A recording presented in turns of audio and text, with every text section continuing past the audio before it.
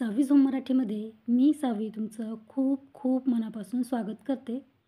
आज मी तुम्हाला एक वाटी पोहे आणि एक कच्चा बटाटा वापरून खमंग कुरकुरीत नाश्त्याचा पदार्थ बनवून दाखवणार आहे.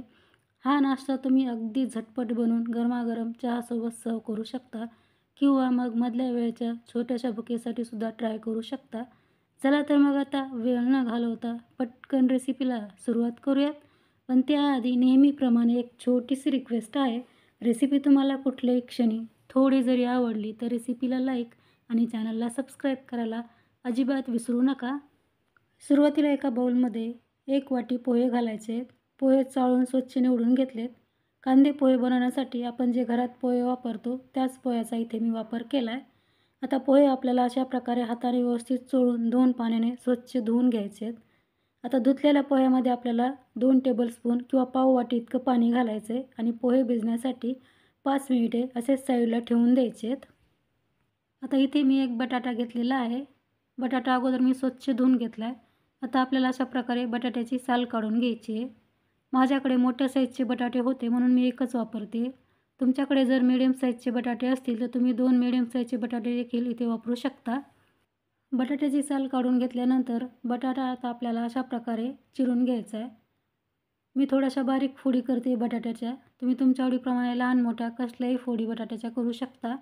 आता बटाटा आपला चिरून झाला की लगेच आपल्याला हा बटाटा एका बाउलमध्ये काढून घ्यायचा आहे.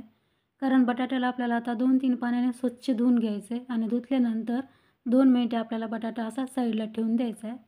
आता इथे पहा पोह्यालासुद्धा 5 मिनिटे झालीत आणि पोहे आपले अगदी छान भिजले, छान मऊ झालेले आहेत. मी तुम्हाला बोटाने असे मॅश करून दाखवते. सहज मॅश होत आहेत. आता मिक्सरचं भांडं घ्यायचं आहे आणि या भांड्यामध्ये आपल्याला हे भिजलेले पोहे काढून घ्यायचे आहेत.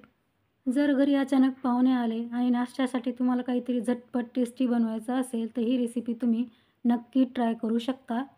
आता धुवून घेतलेला बटाटासुद्धा आपल्याला यामध्ये घालायचा आहे आणि हे सर्व साहित्य आपल्याला मिक्सरला छान बारीक असं वाटून घ्यायचं आहे आणि हे मिक्सरला वाटत असताना यामध्ये आपल्याला लागेल तसं पाणी घालून याची छान स्मूथ अशी पेस्ट तयार करून घ्यायची आहे. आता तयार पेस्ट आपल्याला या बाउलमध्ये काढून घ्यायची आहे.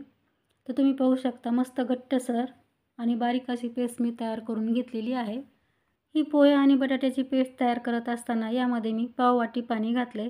खूप जास्तही सुरुवातीला पाण्याचा वापर करायचा नाही, नाहीतर पेस्ट पातळ होऊ शकते आणि मग आपली रेसिपी देखील बिघडू शकते. सर्व पेस्ट मी बाउलमध्ये काढून घेतली आहे. आता लगेच यामध्ये काही मसाले ॲड करायचे आहेत. 1 चमचा जिरे घालायचे आहेत.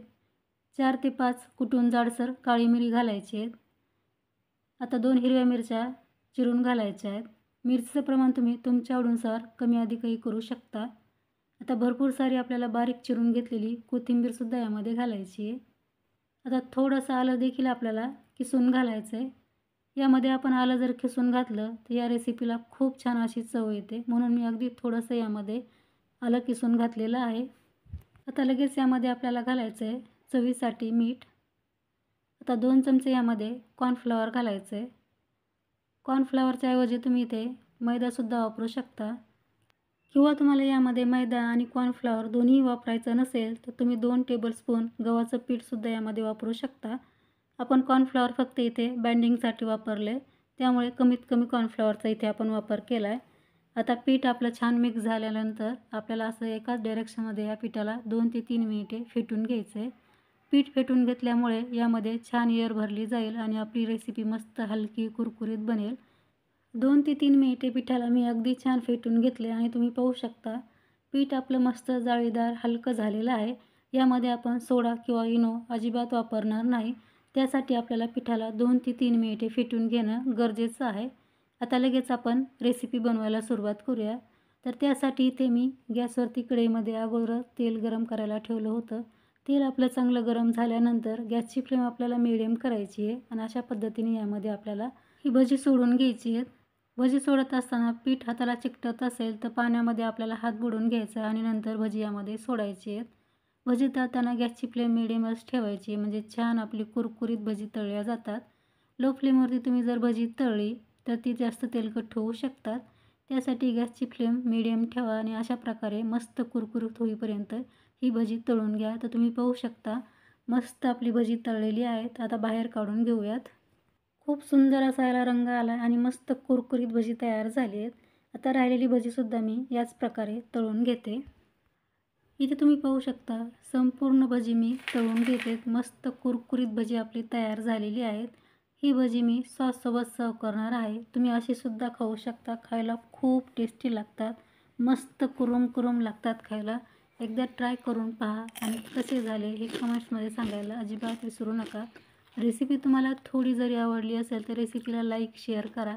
आणि हो, चॅनलवरती तुम्ही पहिल्यांदाच आला असाल तर चॅनलला सबस्क्राईब करून समोरील बेल आयकॉनला सुद्धा क्लिक करा. कारण जेव्हा कधी मी नवीन रेसिपी अपलोड करेन त्याचं नोटिफिकेशन तुम्हाला सर्वात अगोदर मिळेल. तर लवकरच भेटू आणखी एका अशा छानशा रेसिपीसह. तोपर्यंत मस्त खा आणि हेल्दी राहा. धन्यवाद.